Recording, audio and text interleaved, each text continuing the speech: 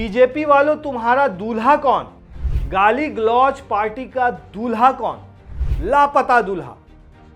सर्द मौसम के बावजूद दिल्ली का सियासी पारा चढ़ा हुआ है। दोस्तों, आपने गौर किया हो तो देखा होगा कि इस बार दिल्ली इलेक्शन में खास है दूल्हा पॉलिटिक्स, और ये दूल्हा पॉलिटिक्स खासकर पोस्टर वॉर में खूब इस्तेमाल हो रहा है। लापता दूल्हा, इस पोस्टर को गौर से देखिए, ये है देश के गृह मंत्री अमित शाह। अब इस पोस्टर को देखिए, चुनावी दूल्हा। अब सवाल यह है कि सच में दिल्ली का दूल्हा कौन बनेगा इस बार, या फिर कौन होगी दिल्ली की दुल्हन? क्या स्मृति ईरानी का नाम भी आ सकता है आगे?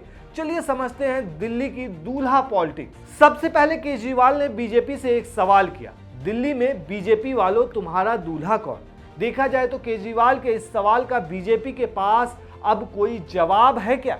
चुनाव की तारीख का ऐलान हो चुका है, वहीं दिल्ली में चुनावी सरगर्मी जोरों पर है। क्या बीजेपी फिर कोई चेहरा आगे कर सकती है जिस पर दांव खेला जा सकता है? बीजेपी के पास कौन सा चेहरा है जिस पर दिल्ली में बड़ा दांव खेला जा सकता है? क्या मनोज तिवारी? नहीं, 2020 में बीजेपी इस चेहरे को आगे कर चुकी है, लेकिन इस बार एक ऐसा चेहरा है जिस पर बीजेपी दांव खेल सकती है। वो नाम है स्मृति ईरानी। जी हाँ, चौंकिए मत, कैसे, हम आपको बताते हैं। दरअसल ये चर्चा इसलिए शुरू हुई क्योंकि स्मृति ईरानी ने हाल ही में दिल्ली बीजेपी के वरिष्ठ नेताओं से मुलाकात की थी, ठीक चुनाव से पहले। ऐसे में उनके दिल्ली विधानसभा चुनाव लड़ने की अटकलें तेज हो गई है। हालांकि बीजेपी की एक लिस्ट जारी हो चुकी है जिसमें 29 उम्मीदवारों के नाम हैं। इसमें तो स्मृति ईरानी का नाम नहीं है, लेकिन बीजेपी चौंकाने में सबसे नंबर 1 है, इसलिए कुछ कहा नहीं जा सकता। अब कौन सा दांव बीजेपी खेल जाए? एमपी, राजस्थान, छत्तीसगढ़ में हम देख चुके हैं सीएम फेस कैसे बनाया गया। वहीं दिल्ली के लिए स्मृति ईरानी का नाम इसलिए भी सुर्खियों में छा रहा क्योंकि दिल्ली बीजेपी की ओर से सीएम पद को लेकर अब तक कोई चेहरा स्पष्ट नहीं है। देखिए, अगर आप एमपी की बात करेंगे तो कहीं ना कहीं शिवराज सिंह चौहान बड़ा फेस थे। ऐसे ही महाराष्ट्र में देवेंद्र फडणवीस, हरियाणा में खुद बीजेपी थी और बड़ा चेहरा भी। और सबसे बड़ी बात, यहां बीजेपी इसलिए नहीं जीती कि बीजेपी स्ट्रांग थी, हरियाणा की बात कर रहे हैं, बल्कि हरियाणा में बीजेपी इसलिए जीती क्योंकि कांग्रेस वहां कमजोर थी। कहीं दिल्ली का भी तो हाल ऐसा नहीं है। दिल्ली पर अब गौर कीजिए दोस्तों, मनोज तिवारी ना, आपको भी लग रहा होगा, और इस नाम पर बीजेपी दांव भी खेल चुकी है। वहीं वीरेंद्र सचदेवा, ये भी वैसा नाम नहीं है जो दिल्ली चुनाव जिता दे बीजेपी को, लेकिन कहा जा रहा है कि इस बार बीजेपी की प्लानिंग ही तगड़ी है। दूल्हे बिना ही बीजेपी में आत्मविश्वास है। इस बार गद्दी पर बीजेपी सवार होगी ही, कैसे और क्या पेच है ये भी समझते हैं। दरअसल केजरीवाल की चुनौतियां जैसे जैसे बढ़ रही हैं, वे आक्रामक होते जा रहे हैं। वहीं इंडिया ब्लॉक में भी अब दरार पड़ती नजर आ रही।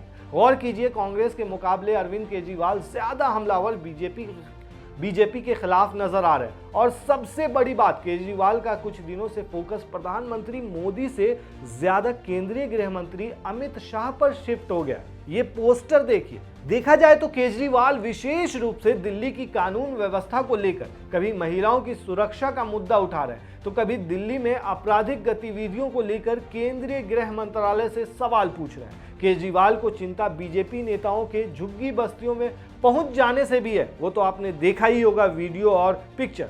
केजरीवाल बीजेपी नेताओं के झुग्गियों में रात बिताने को लेकर काफी सक पकाए से लगते हैं। लोगों को अलग अलग तरीके से समझाने की कोशिश कर रहे हैं। कहते हैं बीजेपी वाले जो भी सामान बांटने आए ले लेना, लेकिन वोट आम आदमी पार्टी को ही देना, लेकिन दारू मत लेना, दारू बुरी चीज है। लेकिन दारू का ठेका कहां खुला? ईडी की कार्रवाई क्यों हो रही है? खैर, केजरीवाल बीजेपी को सीधे सीधे चैलेंज करते हैं। बीजेपी बताए कि उनका दूल्हा कौन है, उनका मुख्यमंत्री पद का चेहरा कौन है। वहीं दूसरी तरफ बीजेपी अपने तरीके से केजरीवाल को घेरने की हर संभव कोशिश कर रही है। पोस्टर पे पोस्टर जारी कर रही है। अब ये देखिए, महाठग ओरिजिनल। अब ये देखिए, आप नहीं आपदा है मैं, वो अल्लू अर्जुन वाला डायलॉग। देखिए, दिल्ली के राजा बाबू, मतलब पोस्टर वॉर। भाई साहब, दिल्ली में विधानसभा चुनाव से पहले बीजेपी ने इतने दिनों में आम आदमी पार्टी के संयोजक केजरीवाल के खिलाफ न जाने कितने पोस्टर जारी कर दिए। बीजेपी ने केजरीवाल को दिल्ली का राजा बाबू कहते हुए कहा कि आप प्रेजेंट्स करोड़ों का शीश महल। 31 दिसंबर को जारी पहले फिल्मी पोस्टर में बीजेपी ने केजरीवाल को भूल भुलैया फिल्म के छोटा पंडित यानी कि राजपाल यादव के किरदार में दिखाकर चुनावी हिंदू बताया था। मतलब बीजेपी इस बार पूरी तरह से समझ चुकी है कैसे दांव चलने हैं और कहां-कहां केजरीवाल को पटकना है। वहीं दूसरी तरफ दिल्ली में महिलाओं की सुरक्षा का मुद्दा उठाते हुए केजरीवाल अपने तरीके से अमित शाह को कटघरे में खड़ा करने की कोशिश करते हैं। एक बार अमित शाह कह दें कि कानून व्यवस्था नहीं संभल रही है तो मेरी बहनें इतनी ताकतवर हैं कि खुद ही संभाल लेंगी। केजरीवाल जानते हैं कि बीजेपी के पास उनके मुकाबले खड़ा करने के लिए कोई चेहरा नहीं है। अगर मनोज तिवारी का चेहरा नजर भी आता है तो अमित शाह चैलेंज करते हैं कि प्रवेश वर्मा से बहस करके दिखाओ। संघ भी इस बात से चिंतित रहता है कि दिल्ली में बीजेपी स्थानीय नेतृत्व नहीं खड़ा कर पा रही है। संघ के मुखपत्र के जरिए ऐसी सलाहियत भी दी जा चुकी है, ये कहते हुए कि मोदी शाह हर चुनाव नहीं जिता सकते हैं। चुनाव कैंपेन के दौरान केजरीवाल ने कहा था कि मैं बीजेपी से पूछना चाहता हूं तुम्हारा दूल्हा कौन है, कोई सीएम कैंडिडेट नहीं है आपके पास। अगर केजरीवाल बीजेपी के बारे में ऐसा कोई ख्याल पाल रहे हैं तो ठीक नहीं है। हाँ, राजनीतिक अटैक और काउंटर अटैक की बात और है। हर नेता अपने अपने ऑडियंस को संबोधित कर रहा है, केजरीवाल भी वही काम कर रहे हैं। किसी को ये नहीं भूलना चाहिए कि हरियाणा और महाराष्ट्र में भी बीजेपी को कमजोर माना जा रहा था, लेकिन बीजेपी दोनों ही किले फतह कर चुकी है और अब तीसरे की तैयारी है। लेकिन दिल्ली में सामने कहीं ना कहीं केजरीवाल है जो खांसी करते हुए पॉलिटिक्स में इंटर हो गए और सच में वो जो है अनएक्सपेक्टेड होता है, तो इसलिए बीजेपी भी फूक फूक कर कदम रख रही है। नई दिल्ली सीट से बीजेपी प्रवेश वर्मा को अरविंद केजरीवाल के खिलाफ उम्मीदवार बना चुकी है। वहीं अभी भी कई सीटों पर ऐलान होना बाकी है। बीजेपी के सदस्यता अभियान के दौरान दिल्ली में स्मृति ईरानी को खासा एक्टिव पाया गया था, तभी दिल्ली के मुख्यमंत्री चेहरे के तौर पर भी उनका चर्चा होने लगा था। अभी तक ऐसा कुछ औपचारिक तौर पर सामने तो नहीं आई है ये बात, लेकिन सुगबुगाहट तो है। तो कहा जा सकता है कि बीजेपी के पास दिल्ली में दूल्हा नहीं बल्कि दुल्हन है। हाल ही में स्मृति ईरानी ने दिल्ली बीजेपी के सीनियर नेताओं से मुलाकात की है, प्रोफेसर विजय कुमार मल्होत्रा और विजय गोयल के साथ। मुलाकात के बाद मीडिया से बातचीत में स्मृति ईरानी कह रही थी, हम सभी के लिए ये गौरव की बात है, बूथ समिति, मंडल समिति और सभी कार्यकर्ता के लिए, कि हमें दिल्ली के पहले प्रदेश अध्यक्ष का आशीर्वाद मिला है। अब अगर स्मृति ईरानी ये सब करेंगी तो क्यास तो लगा ही जाएंगे। मुख्यमंत्री चेहरा ना सही, स्मृति ईरानी के दिल्ली से विधानसभा का चुनाव लड़ने की चर्चा तो शुरू हो चुकी है। वहीं 2024 के लोकसभा चुनाव में स्मृति ईरानी को हार का मुंह देखना पड़ा था और तब से वो फ्रंट पर कम ही सक्रिय देखी जा रही हैं।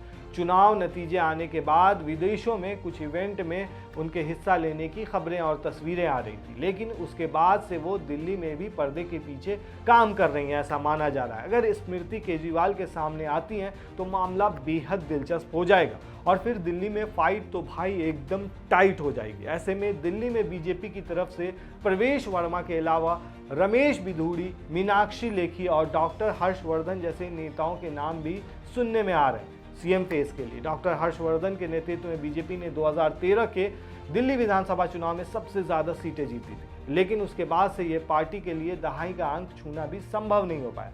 तो हो सकता है कि स्मृति ईरानी को आगे किया जा सकता है, क्योंकि अभी जो लिस्ट जारी हुई है अभी भी टाइम बचा हुआ है। हालांकि डेट का जो है अनाउंसमेंट वो हो चुका है, 5 फरवरी को चुनाव होंगे और 8 तारीख को रिजल्ट आएगा। तो ऐसे में अब अगर अचानक से स्मृति ईरानी का चेहरा आपके सामने आता है दिल्ली इलेक्शन में तो आपको चौंकना नहीं है। और आपको क्या लगता है दोस्तों, आ सकता है या नहीं, हमें कमेंट में जरूर बताएं। शुक्रिया।